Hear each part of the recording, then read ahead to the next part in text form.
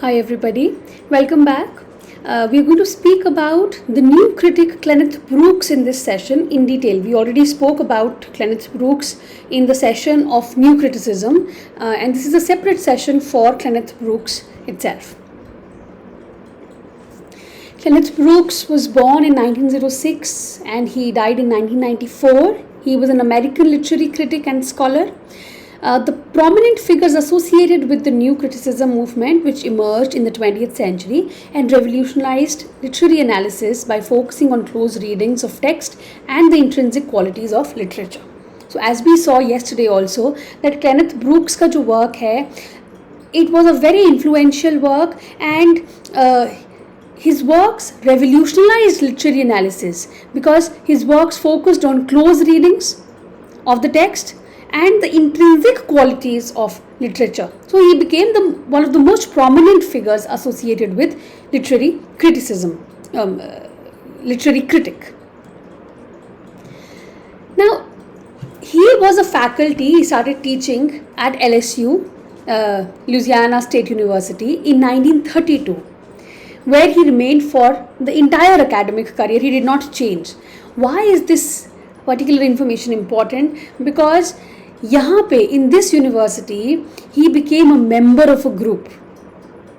The groups and the scholars were there, most important ones, the new critics, Robert Penn Warren, John Crow Ransom and Alan Tate.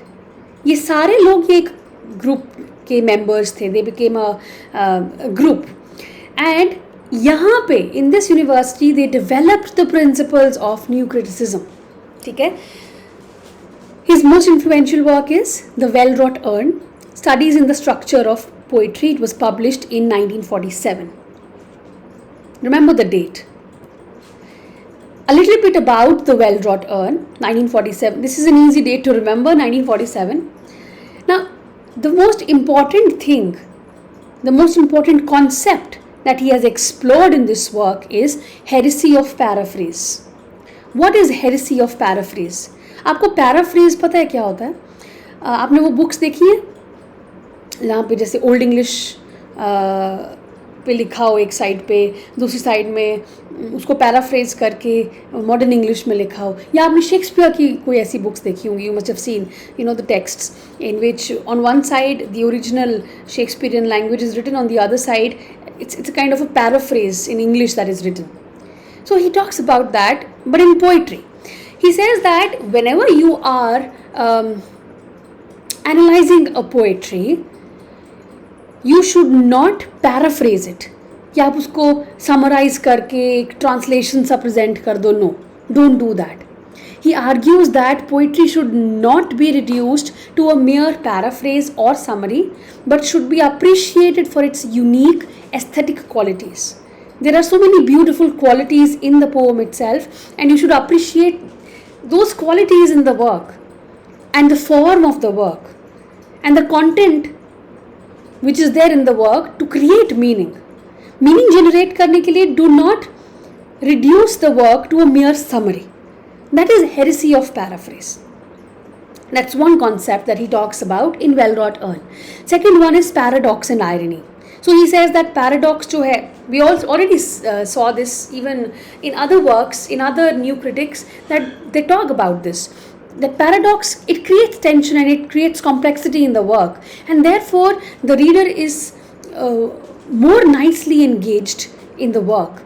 It attracts the attention of the reader. Paradoxes. So therefore it forces readers to engage with the contradictory elements within a poem. Similarly, irony also does the same. Irony अगर हो तो layers of meanings create हो जाता है in the work, and it challenges simplistic interpretations. So multiple interpretations हो जाती हैं. It becomes more interesting. He talks about unity and ambiguity. So Brooks explores the idea that great poetry achieves a unity of meaning and form. अगर एक poetry which is, if you're labeling a poetry as great poetry, it will always achieve a unity of meaning and form. And then he talks about ambiguity, that if there is ambiguity in the work, again, it will create curiosity, it will create richness and depth in the work, which will allow multiple interpretations. Then Other things that he talks about is language and symbolism in a text, which should be there, and of course close reading. These are the major concepts that he talks about in the work The Well-Wrought Urn. How is the work, what is the form of the work now? The entire work is divided into 11 chapters. जो title है well rot earn वो कहाँ से आता है? It is an allusion to the fourth stanza of John Donne's poetry, The Canonization. And that is the primary subject for the first chapter of the book also. John Donne's work, The Canonization, is the primary subject for the first chapter. 11 chapters in total. 10 chapters out of the 11 chapters, they attempt a close reading of different poets. बहुत सारे English poems को लिया है इन्होंने और उसको celebrated works को, and he has analyse that, he has done a close reading of that, like Shakespeare's Macbeth to Yeats among school children. But the 11th chapter, the most famous chapter, is called The Heresy of Paraphrase, that we just saw. It's a polemic against the use of paraphrase in describing and criticizing a poem. This chapter is followed by 2 appendices. So, last में क्या है? Criticism, history and critical relativism. ये एक है. The second one is the problem of belief. So, these are the 2 appendices which is followed after the 11th chapter. Criticism, history and critical relativism, and the problem of belief. The bulk of the book is devoted to close reading of the poems. As I said that he has done a close reading of different celebrated authors. John Donne, Shakespeare, Milton, Alexander Pope, William Wordsworth, Keats, Lord Tennyson, Yeats, Thomas Gray and T.S. Eliot. So these are some of the authors that he has done a close reading of the works of. The other work that he wrote was Understanding Poetry. This is a collaboration, 1938. It's a collaboration with Robert Penn Warren, and it became a standard text for teaching poetry analysis. Colleges में, universities में जब poetry को analyze कैसे करना है वो सिखाते थे, तो ये वाला text use करते थे. The other work is Modern Poetry and the Tradition, 1939.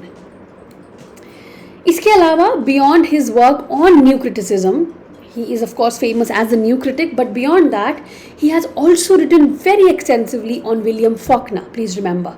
So, William Faulkner के works को analyze किया है. He has explored the themes, the techniques, the significance of Faulkner's novels.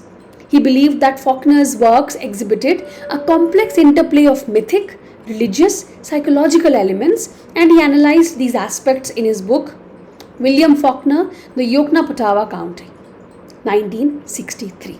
So this is the work, William Faulkner, The Yoknapatawpha Country, and in this work he has talked about Faulkner's work कि Faulkner के works में इतना सारा complex interplay है कि आपको mythic भी मिलेगा, religious भी मिलेगा, psychological elements भी मिलेंगे. So that's what he has done. ठीक है?